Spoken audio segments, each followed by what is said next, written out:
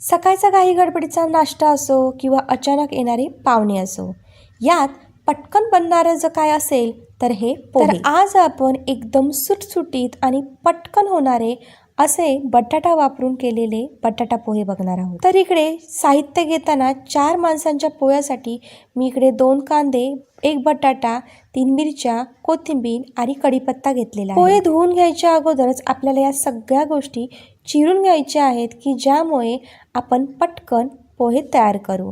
तर बघा, कांदा अगदी बारीक असा चिरून घ्यायचा. पोह्यामध्ये कांदा जरा जास्त घ्यायचा, त्यामुळे पोहे अगदी छान लागतात. हा इकडे असा कांदा मी चिरून घेतला. आता बटाटा देखील आपल्याला अगदी पातळ असा इकडे कट करून घ्यायचा आहे. यामुळे ना बटाटा लगेच शिजला जातो. हा पातळ असा बटाटा मी कट करून घेतला. मिरच्या इकडे कट करताना अशा उभ्या कट करून घ्यायच्या की ज्यामुळे पोहे आपले जास्त तिखट होत नाही आणि लहान मुले जर पोहे खात असतील तर त्यांना ह्या मिरच्या लगेच बाजूला काढता येत नाही. इकडे हे साहित्य माझं कट करून झालं. तर आता पोहे बघूया. तर पोहे इकडे मी हाताच्या मुठीनेच मोजून घेते. 4 माणसांसाठी 4 मुठी अशा प्रमाणात मी इकडे पोहे घेते. तुम्ही इकडे हे पोहे खायच्या प्लेटने देखील मोजून घेऊ शकता. घरात जास्तच पोहे कोणाला आवडत असतील तर एखाद दुसरी अर्धी मूठ वाढवायची. आणि पोहे घेताना असे जुने पोहे बघून घ्यायचे, म्हणजे धुतल्यानंतर त्याचा लगदा होत नाही. डायरेक्ट नळाखाली असे मी हे पोहे धुवून घेते. आता पोहे धुतल्यानंतर असे वर खाली करायचे, म्हणजे यातील जास्तीचं पाणी निघून जाईल. आता हे धुतलेले पोहे आपण एका साईडला ठेवू आणि पोह्यांना फोडणी द्यायला घेऊ. फोडणीसाठी मी इकडे चमचाभर तेल घातलं.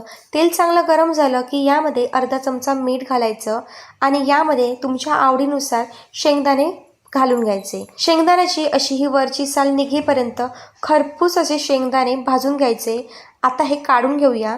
आता याच असलेल्या तेलामध्ये मी इकडे घालते अर्धा चमचा मोहरी, अर्धा चमचा जिरं, मिरच्या, इकडे जो कापून ठेवलेला होता बटाटा तो आणि कढीपत्ता. आता हा बटाटा शिजेपर्यंत आपल्याला हे परतून घ्यायचं आहे. अगदी पातळ बटाटा आपण कापलाय, त्यामुळे झाकण न ठेवता तेलामध्ये पटकन हा बटाटा शिजला जातो. बटाटा शिजला की यामध्ये कांदा घालून घ्यायचा आणि हळद घालायची. सगळं घातलेलं साहित्य एकदा परतून घ्यायचं आणि यानंतर उरलेलं मीठ घालून घ्यायचं. मीठ सुरुवातीलाच घालायचं नाही, त्यामुळे ना बटाटा जास्तच खारट होतो. किंचितशी इकडे साखर घालायची, त्यामुळे पोह्यांना चव छान येते. आणि थोडंसं इकडे पाणी घालायचं, त्यामुळे आपले पोहे खूप वेळेपर्यंत छान असे मऊसूत राहतात. पाणी घातल्यानंतर लगेचच यामध्ये पोहे घालून घ्यायचे, कारण पोहे थोडेसे कोरडे झालेले असतात. आणि पाणी घातल्यामुळे एकतर हे पोहे मिक्स करताना एकदम असे सुके पोहे इकडे तयार होत नाही, छान असे मोकळे पोहे तयार होतात.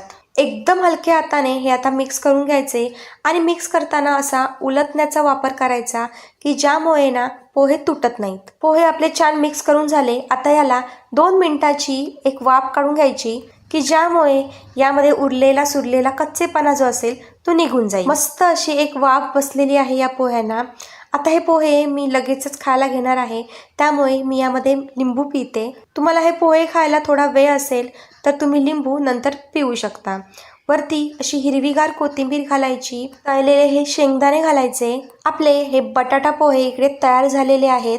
दाखवते तुम्हाला. एकदम सुटसुटीत असे हे पोहे आपले तयार झालेत. एकदम छोट्या छोट्या टिप्स देऊन मी तुम्हाला ही रेसिपी दाखवली. रेसिपी तुम्हाला आवडली तर नक्की एक लाईक करा आणि अजून जर तुम्ही चॅनलला सबस्क्राईब केले नसेल तर सबस्क्राईब करा. धन्यवाद.